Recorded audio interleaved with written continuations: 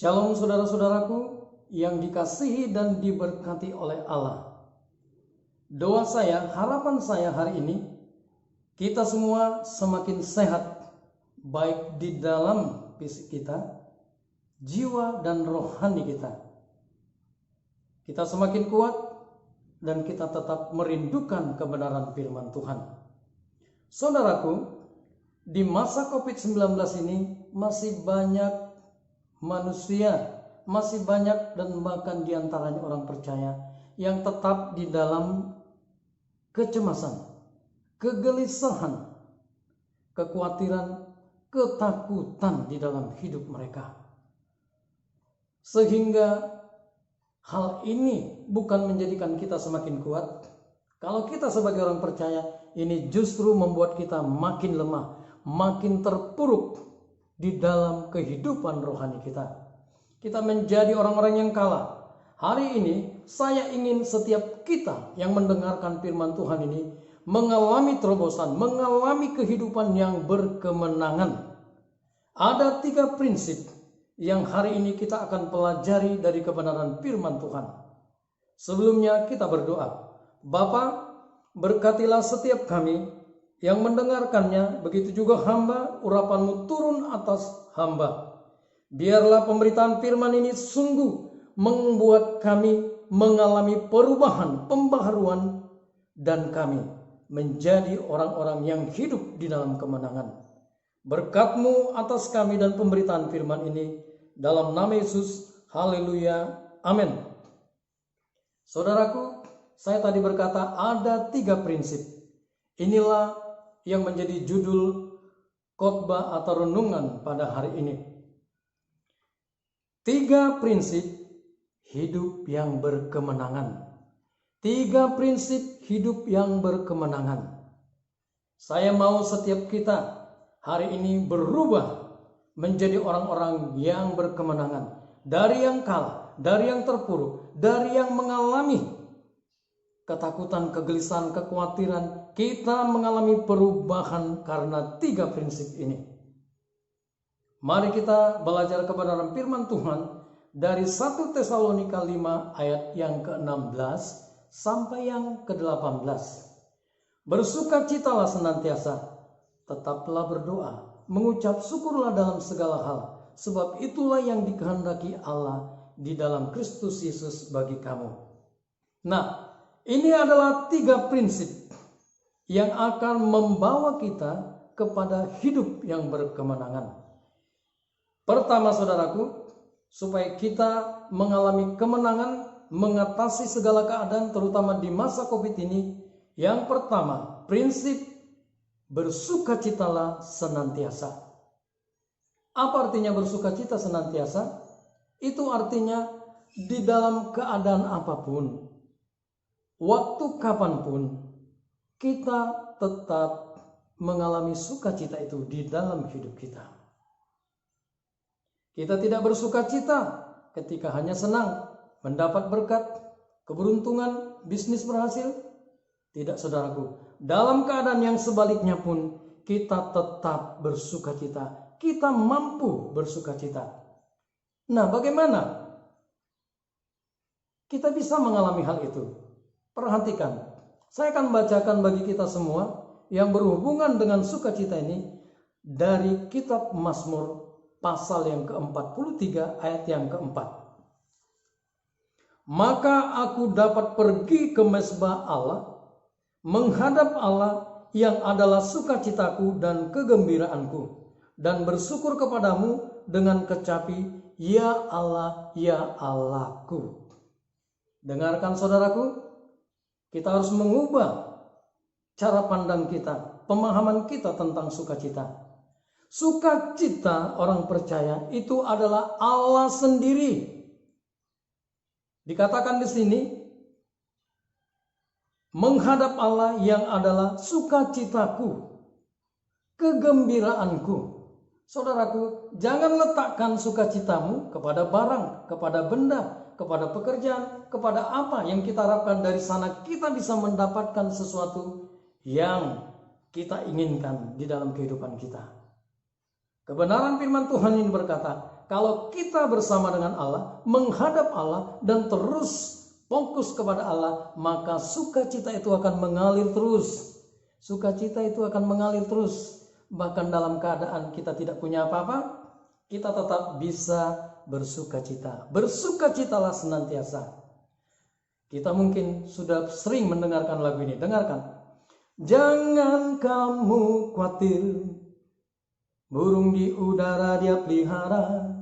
Jangan kamu khawatir, bunga di padang dia hiasi. Jangan kamu khawatir, apa yang kau makan minum pakai. Jangan kamu khawatir, Bapa di surga memelihara. Benar saudaraku, Bapa kita, Allah kita yang kita sembah di dalam Kristus adalah Jehovah Jireh yang akan memelihara hidup kita dengan sempurna. Keadaan di luar, keadaan di masa COVID ini, jangan takut. Tuhan mengatasi. Kita akan mengalami kemenangan di dalamnya karena kita fokus datang hidup bersama dengan Allah. Yang kedua saudaraku, tetaplah berdoa. Berdoa bukan sekedar menyampaikan kata-kata kepada Allah, tetapi berdoa itu adalah sebuah suasana hati di mana kita melekatkan hati kita. Kita tujukan hati kita kepada Allah.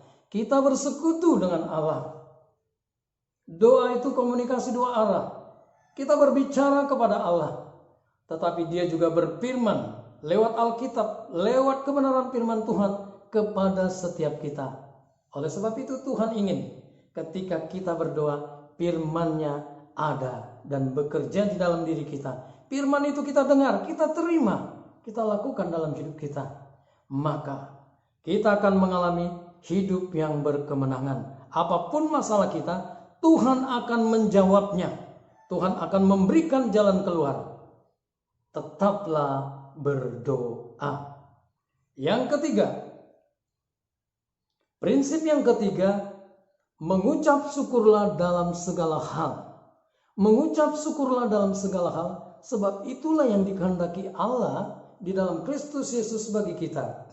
Saudaraku, kita hidup saat ini itu karena kasih karunia Tuhan. Kita bisa makan minum itu karena kasih karunia Tuhan. Kasih setianya tetap untuk kita selamanya. Bahkan ketika kita mulai mengalami hal di mana kita merasa, sudahlah, kita mulai menjauh daripada Allah, tetapi Allah tetap setia.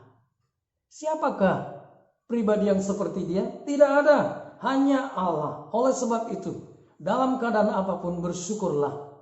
Roma 8 ayat 28 berkata, kita tahu sekarang bahwa Allah turut bekerja dalam segala sesuatu. Untuk apa? Untuk kebaikan kita. Kebaikan kita yang mengasihi Dia. Oleh sebab itu, bersyukurlah. Artinya, apapun keadaannya, selalu ada alasan untuk bersyukur. Terutama kita masih hidup.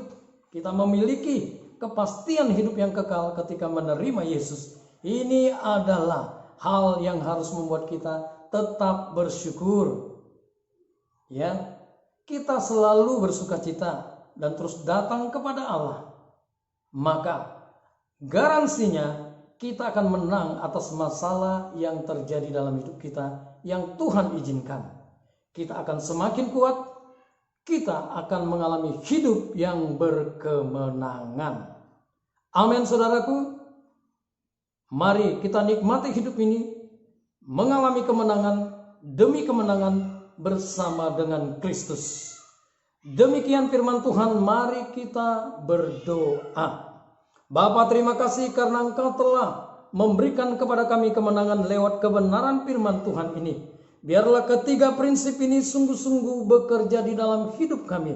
Prinsip ini mengubahkan hidup kami, menjadikan kami lebih daripada pemenang. Hari ini hamba berdoa, apapun keadaan saudara-saudara hamba yang sedang mendengarkan kebenaran firman-Mu, jemaat-Mu, domba-domba-Mu ini, Tuhan berkatilah mereka. Yang sakit, Engkau sembuhkan, kuasa darah-Mu mengalir di setiap bagian-bagian tubuh yang mengalami sakit. Oleh darah Yesus, semua menjadi sembuh. Mereka yang kehilangan pekerjaan, berikan pekerjaan yang baru, peluang pekerjaan yang Engkau bukakan bagi mereka. Mereka yang sedang letih lesu, lemah, kuatkan kembali oleh kebenaran firman-Mu. Mereka yang ada di dalam kondisi-kondisi yang terpuruk di dalam kondisi ekonomi mereka, bukakan jalan dan curahkan berkat-berkat-Mu dengan berkelimpahan. Berikan keyakinan iman kepada kami memiliki Allah, Jehovah Jireh, yang memelihara hidup kami dengan sempurna.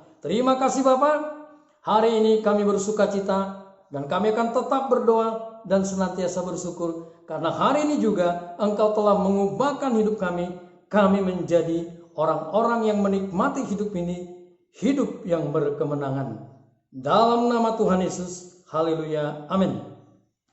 Demikian firman Tuhan, biarlah firman ini benar-benar mengubahkan dan membuat kita mengalami kemenangan dan menjadi berkat bagi orang lain.